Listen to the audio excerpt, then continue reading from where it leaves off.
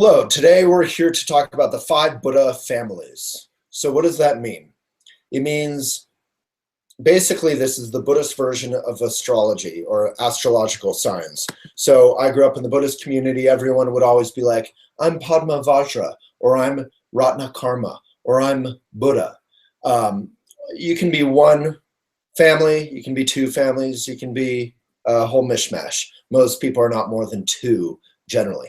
So this is not just fun, although fun is important because then we get into it, just like sports. We pay attention to sports for hours every week because they're fun. But this is actually important because the Buddha families point out 2 things. One, they point out our fundamental qualities that can be used for the benefit of others. And they also point out our negative or neurotic tendencies. So like for me, knowing which family I belong to is a way of sort of putting my character in a context where I can see how I can manifest in the world to the greatest benefit and with the greatest enjoyment for myself and for others, and how I can manifest in the world to that can create confusion and unnecessary drama and neurosis again and again. So without further ado, and all of this, we'll put links on Elephant Journal. You can search 5 Buddha families, elephantjournal.com, and you can find an article by my mother, who's a Buddhist Lama, Mama Lama, where she goes into far more depth about the 5 Buddha families. So this is a quick YouTube video. This is not a Dharma transmission. This is just meant to be helpful for you in your life. So the 5 Buddha families are, first, Buddha. That's easy.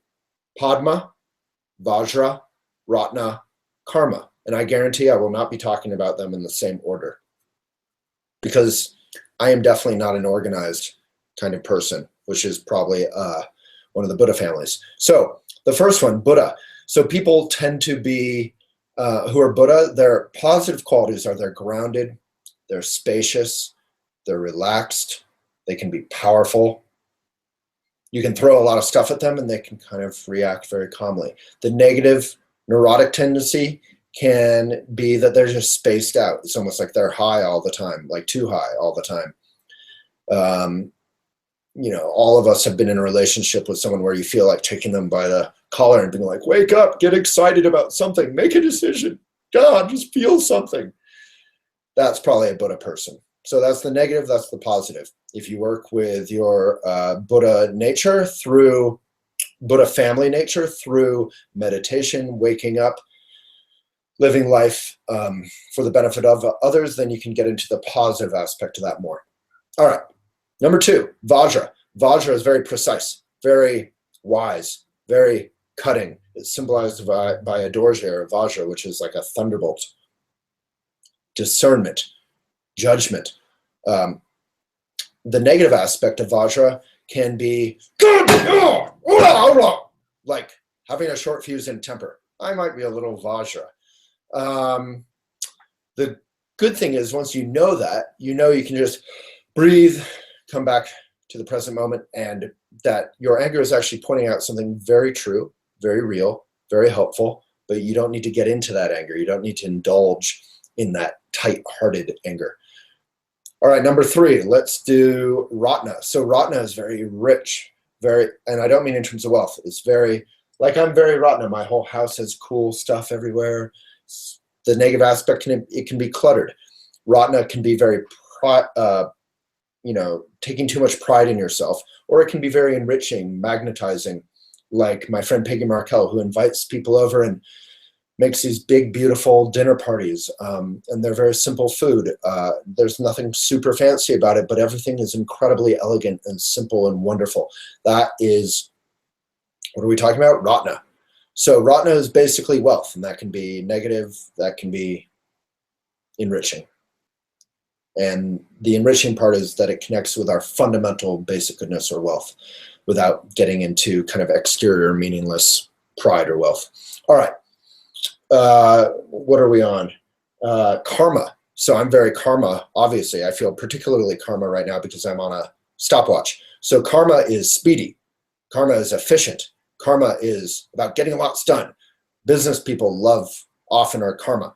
Karma means action. Karma means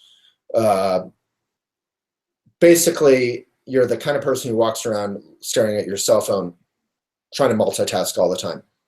The wisdom in karma is, again, if you can relax with your karma, your all-accomplishing energy, is if you can delegate, if you can really be more precise, do one thing at a time and do it fully and do it right. So instead of doing a lot of things and being frenetic, like a crazy little squirrel or a mouse, you can be much more kind of queenly or kingly.